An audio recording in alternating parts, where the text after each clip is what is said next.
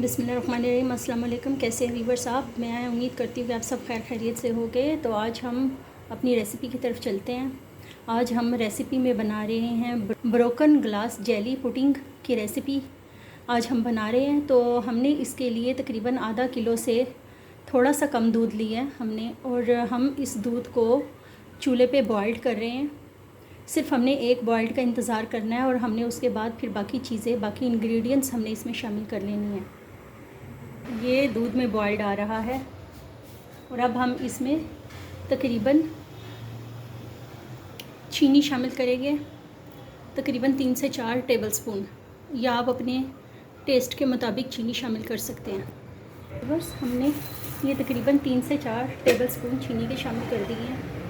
ये देखिए हमारा दूध बॉइल्ड हो रहा है। अब इस दौरान हमने, आप चाहे तो कंडेंस मिल्क भी शामिल कर सकते हैं, लेकिन हमने इसमें सिर्फ चीनी शामिल की है। हम इसमें सिर्फ 2 कतरे वनीला एसेंस के शामिल कर रहे हैं। सिर्फ 2 कतरों से ज़्यादा नहीं आपने करना शामिल। और इस दौरान हम ये क्रीम यूज़ करें। आप चाहे तो क्रीम भी यूज़ कर सकते हैं, आप चाहे तो घर की मलाई भी यूज़ कर सकते हैं। तो मैंने ये थोड़ी सी क्रीम और कुछ मलाई इस्तेमाल की है। आप चाहे तो कुछ भी कर सकते हैं, या क्रीम या मलाई, जो आपके घर की मलाई होती है।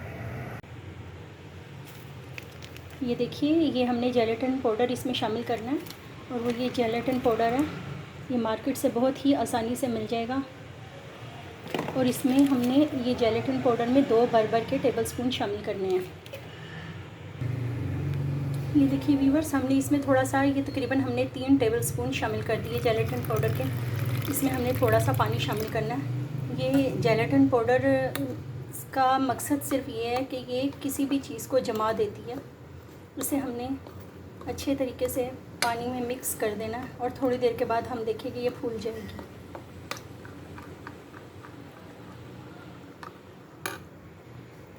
और ये देखिए, ये हमारा दूध, हम इसे अच्छे तरीके से लो फ्लेम पे हम इसे बॉइल्ड कर रहे हैं और इसे पका रहे हैं। इसमें जितनी भी चीनी वगैरह है वो सब की सब आहिस्ता आहिस्ता मेल्ट हो जाएगी और कैरेमलाइज़ भी हो जाएगी, क्योंकि कंडेंस मिल्क भी इस तरह का ही होता है कि वो भी चीनी को कैरेमलाइज़ किया जाता है।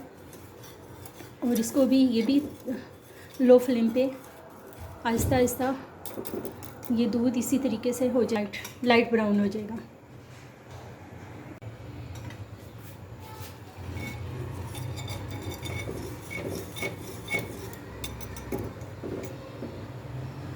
हमने तकरीबन 5 मिनट से 8 मिनट तक हमने हल्की आग पर ये दूध को रखा है, और देखें दूध का कलर चेंज हो गया। और अब हम ये जेलेटिन पाउडर इसमें शामिल कर रहे हैं, और हमने इसे मुसलसल इसकी मदद से हिलाते रहना है, और इसमें गुठलियाँ ना बने।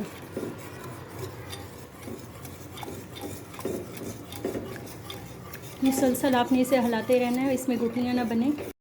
हमने जेली का पैकेट लेना है, और हमने इसको, जेली के पैकेट को एक देचकी में डाल देना है। देचकी में सबसे पहले हमने 1 कप एक पानी का लेना है, और इसके बाद हमने जेली का पैकेट पूरे का पूरा इसमें शामिल कर देना है।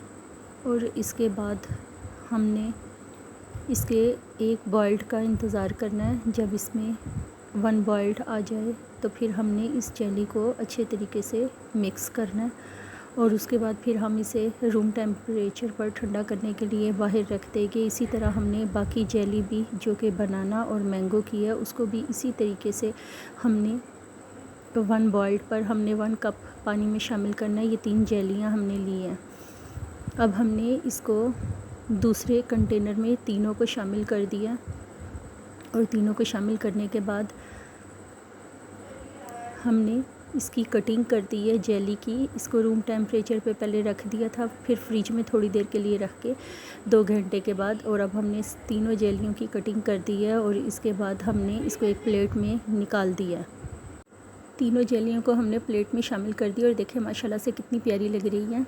इसे हमने फ्रिज में 2 घंटे के लिए रख दिया था, और दूध में हमने 1 कप क्रीम का शामिल करके बीट कर लिया था अच्छे तरीके से। और अब हमने एक डिश में निकाल कर इन सारी चीज़ों को स्टेप बाय स्टेप हमने डिश में शामिल कर दी हैं। और ये देखिए हमारी डिश कितनी ज़बरदस्त हो गई है। इसे हमने ओवरनाइट के लिए सारी डिश को हमने ओवरनाइट के लिए हमने फ्रिज में रख दिया था और अब हमने इसको बाहर निकाला है। तो देखिए ये माशाल्लाह से जम गई है। तो देखिए आपको अगर मेरी डिश पसंद आई तो आप एक दफ़ा घर पर ट्राई करें और मेरे चैनल को लाइक शेयर सब्सक्राइब कर दें। Thanks for watching the video. अल्लाह हाफिज़।